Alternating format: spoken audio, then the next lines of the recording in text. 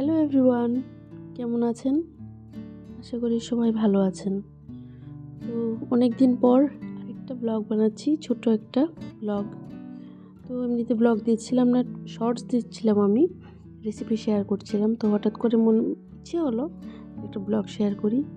আজকে ওয়েদারটা ভীষণ ভীষণ মিষ্টি। মিষ্টি কেন, মানে গরম নেই, এই কারণে গরমটা একটু কম থাকায় ভালো লাগছিল। তো সকালবেলা উঠে বৃষ্টি হয়েছে, কাল রাতে পুরো রাতই হালকা বৃষ্টি হয়েছে। তো এই কারণে বাইরে আসলাম, আর হাওয়া দিচ্ছে, ঠান্ডা ঠান্ডা ওয়েদারটা, মানে খুব ভালো লাগছিল। তো গাছগুলিকে দেখতে আসছিলাম, ওইগুলি সব কিছু গাছ বাইরে রেখেছি একটু আলো রোদ বৃষ্টি পাওয়ার জন্য। তো এই হলো আমার রাবার প্ল্যান্ট, স্নেক প্ল্যান্ট, আর এইদিকে আছে আমার সব থেকে প্রিয় গাছ এরিকা পাম। আমার এই গাছগুলি খুব ভালো লাগে। অ্যাকচুয়ালি ভালো লাগার কারণ হলো এই গাছগুলি যে জায়গায় রাখি না, এই জায়গাটা অনেক গুণ এটা সুন্দর হয়ে যায়, জায়গাটা সুন্দরতা অনেক গুণ বাড়িয়ে দেয়। তো এইদিকে ডোরমেটটাতে পিঁপড়ে ছিল, ওইটাকে বাইরে রেখেছি। পিঁপড়েগুলি যদি চলে যায় তারপর তুলে এনে এখানে রাখবো। আর এই জায়গাটা বারান্দাতে আমাদের, এমনি একটা বারান্দা, আমাদের একদম প্রপার বারান্দা করা হয়নি, পরে করা হবে। তো এই জায়গাটা একটু খোলা থাকায় না, বৃষ্টির জল এসে বারান্দায় পড়ে, তার জন্য বারান্দাটাকে ঠিকঠাক করে করা হয়নি। এটা ভেঙে দিয়ে পরে করবে, তার জন্য বারান্দাটা এরকম আর কি। তো এই যে এদিকে হলো আমার স্পাইডার প্ল্যান্ট, এটাতে চারা বেরিয়েছে, এগুলি লাগাতে হবে। তো এই আর এই হলো গাছ। ওই গাছটা কে কে চেনেন বলবেন আমাকে। পালং শাকের মতোই খেতে, খাওয়া যায় শাক রান্না করে। আর এদিকে সকালবেলা অনেকদিন পর চা খাচ্ছি। আমার এমনি সকালবেলা আমি চা খাই না খুব একটা, যদি ঠান্ডার সময়, মানে শীতের দিনে মাঝে মধ্যে চা খাওয়া হয়। তো আজকে আর অন্য কোনো ব্রেকফাস্ট করতে ইচ্ছে হচ্ছিল না, তো ভাই বলছিল একটু চা কর, আমিও আমার জন্য একটু চা করে নিলাম।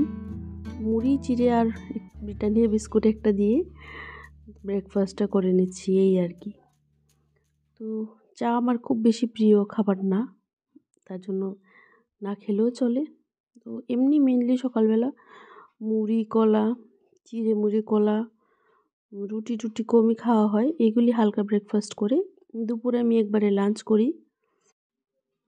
আজকে হলো বৃহস্পতিবার, এবার সকালবেলা এই ব্রেকফাস্ট করে তারপর আমি চান করে নেব, একদম ঘর দরজা পরিষ্কার করে মুছে টুছে একদম সব কিছু ক্লিন করে চান করে নেব। লক্ষ্মীর ঘট বসাই বৃহস্পতিবারে, তার জন্য। আর এই যে চান টান কমপ্লিট, এবার পুজো দিয়ে নিই, তারপর আমি রান্না বাড়া সব করব। এমনি কেটে টেটে গুছিয়ে রেখেছি, তারপর গিয়ে শুধু রান্নাটা করে নেব, এই আর কি। তো অনেকটাই কাজ কমে গেছে কেটে রাখায় সবজি টবজি। তো এদিকে ঠাকুর পুজো দিতে চলে এলাম, ঠাকুরের ফুল দূর্বা যা আছে সব তুলে নিলাম। তারপর ভাই আম পাতা, মানে আমের পল্লব এনে দিল, ওটা দিয়ে ঘট বসাবো, তো ওইটা এনে দিয়েছে, ওইটাও রাখলাম। আর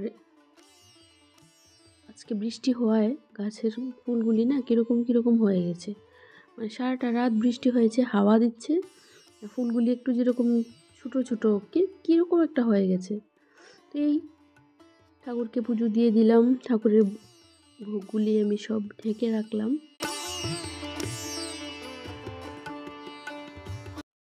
তো আজকের ব্লগটা যদি আপনাদের ভালো লাগে তো অবশ্যই আমার চ্যানেলটিকে সাবস্ক্রাইব করে লাইক করে দেবেন, শেয়ার করবেন, আর অবশ্যই আমার ব্লগগুলি দেখবেন, আর কেমন লাগলো জানাবেন, এরকম ব্লগ দেব কি না এটা বলবেন। তো শেষ পুজো দেওয়া, চলুন রান্নাঘরে যাই, কি রান্না করব দেখাই। তো রান্না করব সব কেটে টেটে একদম গুছিয়ে নিয়েছি, করব আলু পোস্ত পেঁয়াজ দিয়ে, আর এদিকে করব ডিমের ঝোল। তো আজকে ডাল রান্না করব না, আর একটু বেগুন ভাজা করব পেঁয়াজ দিয়ে, ছোটো ছোটো করে বেগুনগুলি কেটে পেঁয়াজ দিয়ে ভাজা করলে আমার খুব ভালো লাগে। এই এদিকে ডিম সিদ্ধ কমপ্লিট, ডিমের খোসা টোসা সব ফেলে দিলাম। আর পোস্তটা আমি গরম জলে 1-2 ঘন্টার মতো ভিজিয়ে রেখেছি, তাতে পোস্তটা পেস্ট খুব তাড়াতাড়ি হয়, আর অনেক সময় না হলেও আস্তে আস্তে থাকে।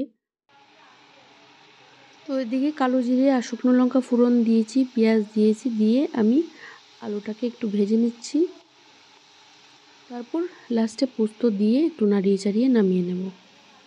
নাড়িয়ে চাড়িয়ে বলতে কি, অল্প পোস্ত দেওয়ার সাথে জলটা যখন শুকাবে, মানে কমবে, তখন এটাকে নামিয়ে নেব। এই যে এবার কাঁচা লঙ্কা দিয়েছি আর পোস্তটা পেস্ট করে নিয়ে একটু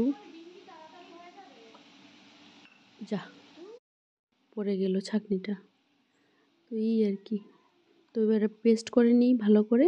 আর অনেক পোস্ত যা দাম হয়েছে, মানে কি বলবো, এত দাম বেড়েছে, কি আর করার। তো আমরা ভোজন রসিক মানুষ, খেতে তো হবেই, বেশি না খাই অল্প করেও খেতে হবে। তো পোস্তর যে কোনো রেসিপি আমার খুব ভালো লাগে, আমি প্রায় সময়ই রান্না করে থাকি বিভিন্ন রকম। এই আর কি।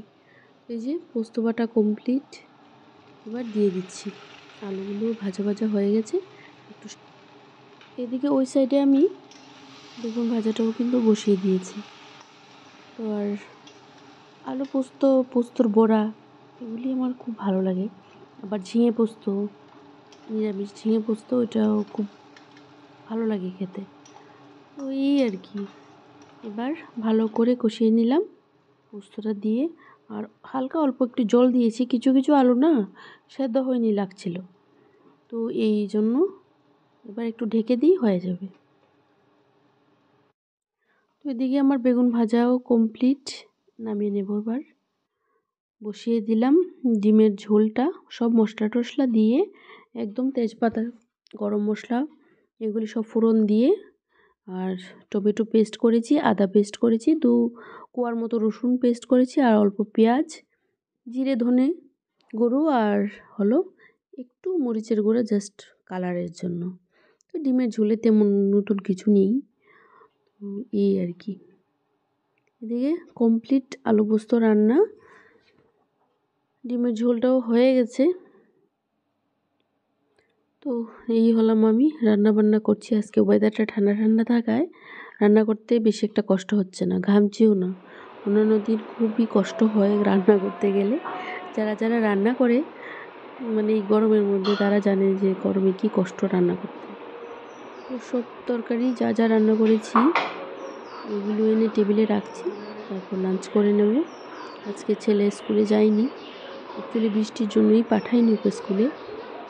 আর ভাইও আছে বাড়িতে, আমরা 3 জনই মিলে খেয়ে নেব। আর হাজব্যান্ড তো অফিসে থাকে, ও বন্ধ যখন দেয় উইকেন্ডে তখন বাড়িতে আসে, এই আর কি। এই যে ডিমের ঝোলটা আলু দেইনি কেন ডিমের ঝোলে, কারণ আলু পোস্ত যেহেতু করেছি, আর ওইটাতে আলু দেইনি, আলুটা একটু বেশিই হয়ে যাবে না হলে। তো একটু পাতলা পাতলা করে করেছি ডিমের ঝোলটা, যেহেতু ডাল রান্না করিনি, তাতে খেতে একটু সুবিধা হয়। এবার ভাতও বেড়ে নিলাম, যার যার ভাত যার যে জায়গা মতো দিয়ে দিলাম, আমারটাও নিয়ে নিলাম। এবার খেতে বসবো। তো ব্লগটা কেমন লাগলো আজকের? 9 মিনিটের মতো ব্লগ, বেশি একটা বড় করিনি। যদি ভালো লাগে তাহলে পরে আমি দেখি, যদি যে ভালো হয়েছে তাহলে পরে আমি একটু ব্লগকে আর একটু বড় করব। তো খাওয়া দাওয়া কমপ্লিট করে সব গুছিয়ে নিয়েছি, টেবিল আর রান্নার জায়গা সব পরিষ্কার করে নিয়েছি। এবার যা ছিল সব জায়গা মতো রেখে তারপর একটু রেস্ট করব। আর বৃষ্টি হচ্ছে বাইরে, আর কি করার আছে, এখন তো আর কিছু করার নেই। বসে বসে একটু রেস্ট করব, ভিডিও এডিট করব, টুকটাক কাজ। তো বেশি একটা ভিডিও দেওয়া হচ্ছে না বলে খুব যে কাজ আছে তাও না। তো এই আর কি, অল্প বিস্তর কাজ এডিট করে হালকা করে রেখে দেব। আর এখানে সব মশলা টশলা এই জায়গায় রেখে দিলাম। তো হলুদের গুঁড়া, ঘি, তারপরে এগুলি সব যার যার জায়গা মতো রেখে দিই। আর এই জায়গাটা মশলা রাখা হয় তো একটু হয়ে যায়, একটু নোংরা নোংরার মতো, মশলার গুঁড়ো টুড়ো পরে হয়ে যায়। তো মাঝে মধ্যে পরিষ্কার করতে হয়, না হলে খুবই খারাপ অবস্থা হয়ে যায়। তো আজকে বৃষ্টি থাকায় আমি আর এটা ক্লিন করিনি। তো আজকের মতো ব্লগটা আমি শেষ করবো এখানেই। তো কেমন লাগলো অবশ্যই বলবেন আজকের এই ব্লগটা, ছোটো ব্লগটা। ঠিক আছে, আর শর্টস দিচ্ছিলাম, রেসিপি টুকটাক দেখাচ্ছিলাম, এই আর কি। টাটা।